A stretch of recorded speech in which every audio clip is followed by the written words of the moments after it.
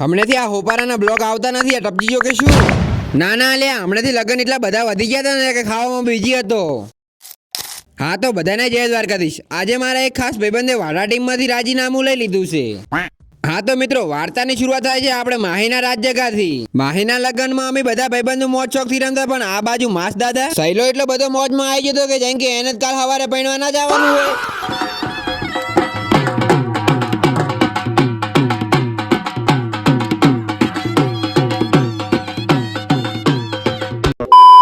હા તો સવાર સવારમાં મસ્ત મજાનું એટીકેટી તૈયાર થઈને લાગતો તો હું બાબલા જેવો, એટલે હું થઈ જતો ગામ તરફ રવાના. આજે તો એટલો બધો મસ્ત દેખાવ છું ને, એમાં ઉપરથી બ્લેક એન્ડ વ્હાઈટ જોડી પહેરી છે. આજે તો કોકની નજર લાગેલી જ પડી છે.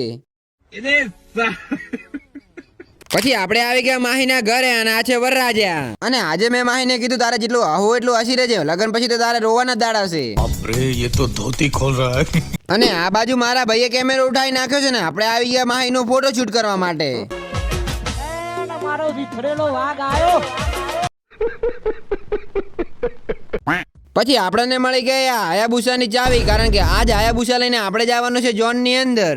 2-3 કલાક આમ તેમ રખડી અને હવે અમે ફાઇનલી જાન લઈને થઈ ગયા છે અસાલડી ગામ તરફ રવાના. અને આ બાજુ જોઈ લો વરરાજાની ગાડી, તમે તો કોઈ દિવસ જોઈ નહીં હોય.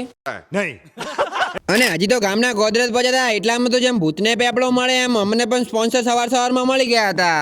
અને આ બાજુ મારા બધા ભાઈઓ મફતનું પીવા લાગ્યા અને મેં પણ પી નાખ્યું. મફતનું છોડાય કોઈ દિવસ? સવારમાં જો લક્ષ્મી સોડલો કરવા આવતી હોય ને તો મોઢું ધોવા જવાય, પણ હટટ પાહું આતું રવાય મારી જેમ. ये बड़ी अच्छी बात कही आप. પછી આપણે આવી ગયા સાલડી ગામે અને સૌથી પહેલા તો મને રમવા દો, કારણ કે બપોરે એકચ્યુઅલી મને તાપ લાગે છે.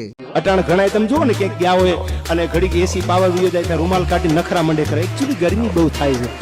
હવે ખેતરૂમાં રાયતું રોકાતા ભૂલી ગયા ભાઈ.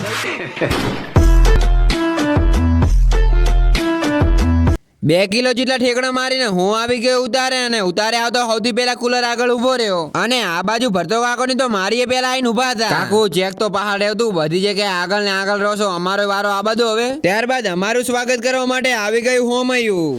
અલ્યા ડીકલી, આપણું સ્વાગત નહીં, આ તો માહીનું સ્વાગત કરવા આવ્યા હતા. અને જો તારું મોઢું જોઈ તો પહાઈ જતા રહ્યા.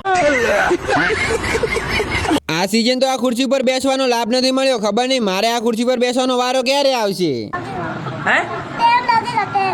હા તો બસ પહેલા ભાગ માટે આટલું જ. મળું તમને એક બીજા ભાગની અંદર. અને જો તમારે બીજા ભાગની વાટ ના જોવી તો આપણી યુટ્યુબ ચેનલની અંદર માહીના લગ્નનો ફૂલ બ્લોગ આવી ગયો છે, તો વાટ કરીને જોવો છો ફટાફટ 99 બ્લોગ યુટ્યુબ ચેનલને સબસ્ક્રાઇબ કરતા આવો અને વિડીયો જોતા આવો.